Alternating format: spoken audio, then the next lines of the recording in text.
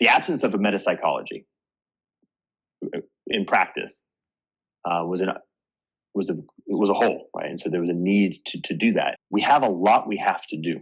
Yes. We're trying to, in fact, invent or design a culture, a whole culture, right? A whole thing that holds the totality of humanness in relationship with nature.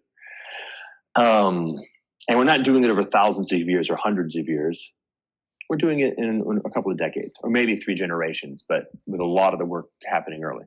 And that is definitely not even ever been vaguely done before. Right? So it's novel. We're not even doing it for the second or third time. We're doing it for the first time.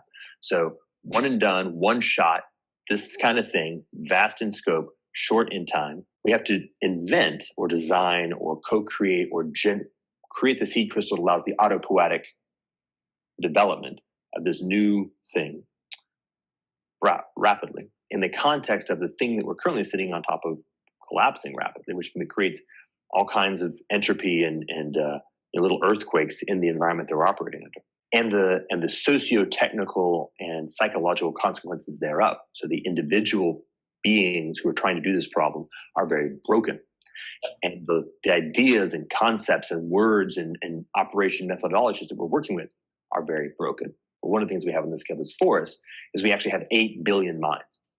It's a lot of minds, right? More minds than we've ever had. And all those minds can, in fact, communicate with each other. In principle, any given conversation, more or less, like at least 6 billion, could happen instantaneously. Well, that's super, super new. Like the level of possibility space, if I just did a network effect, like the Metcalfe law of how much capacity lives inside that possibility space, it's actually substantially larger than the scope of the problem. If I want to solve the problem, I have to have something where the possibility for solution is larger than the size of the problem. That's straight cybernetics, right? If you can get some sense of the size of the problem, I can say, well, categorically, nothing that we currently have can solve the problem. Is there anything in principle that could? Well, okay, at least in principle, if I could figure out how to get these minds able to interact in some kind of fashion where the possibility is not fully collapsed, meaning the coordination structure of well, I'll just use the language collective intelligence, is not vastly lost if you compare the possibility of what could happen.